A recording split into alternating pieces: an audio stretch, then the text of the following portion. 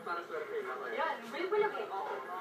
Meron naman wallet ngayon pa ako na yung nakakaupos ng bacteria o anti-black. Oo. Hindi ba yan ah? At ang pagkakaalam ko rin, ang nag-invento nito ay isang profesor. Okay. At isang entrepreneur, ang sabi nila, first in the Philippines at first in the world. Ang invento ng profesor na ito. Yun, alam mo ba, imported lahat ng raw materials nito ba? Kaya it took her 3 long years to perfect this Pinoy product invention. Kaya naman, ito na. Panoorin natin.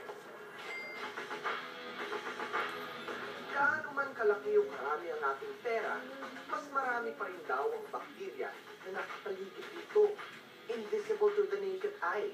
Kaya naman, ang professor at entrepreneur natin na si Maria Lourdes Anastasio, nakaisip na gumawa ng isang wallet na anti-bacteria. Isang paper bill ay consists of billions of bacteria. Naisip namin itong konseptong to dahil sa una-una, syempre ako ay isang nanay. Nagbibigay ako ng allowance sa mga anak ko. Nagtataka kung bakit nagkakasakit yung mga bata.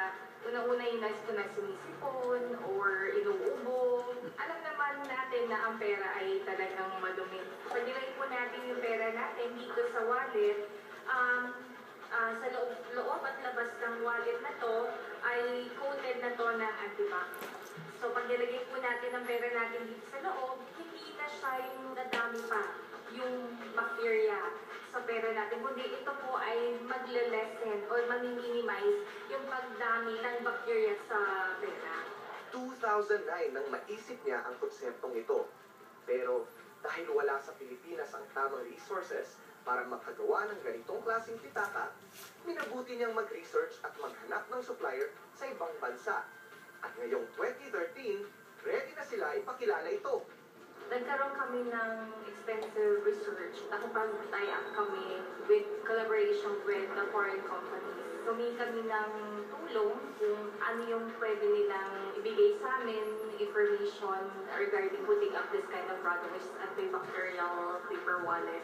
It is a special type of paper being used by NASA sa chemical suit. Ito ay materials are imported. Ang ano lang namin, because of Philippine innovation na tayo yung pinakauna, world's first antibacterial paper wallet.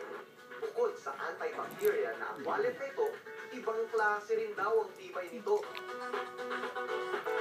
Nilabas na namin siya last December at marami naman umorder sa amin. Pati syempre yung iba ginagawang regalo para sa mga friends, sa mga anak nila. Magandang negosyo to kasi talagang malaking kikitain mo din pag ikaw ay na-involve dito sa wallet ko. Humigit kumulang ng 20,000 ang puhunan nila rito. And proud to say, bawing-bawi na sila since Christmas.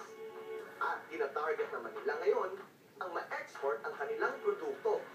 We have soon to open at Las Vegas in San Francisco. So yung iba naman marami na rin order sa amin from Japan, from Hawaii, from Hong Kong, and they're really interested to carry our product. Marami ring printed designs ang kanilang wallet. At patuloy pa silang nagde-develop ng bago. Gaano man kahirap, no, yung pagdinegosyo, nandun pa rin sa na try and try talaga, no, hanggang sa dumating yung punto na ma-meet mo talaga yung success talaga. Kasi hindi lang syempre hard work, nandun syempre yung passion, nandun din yung syempre yung innovation.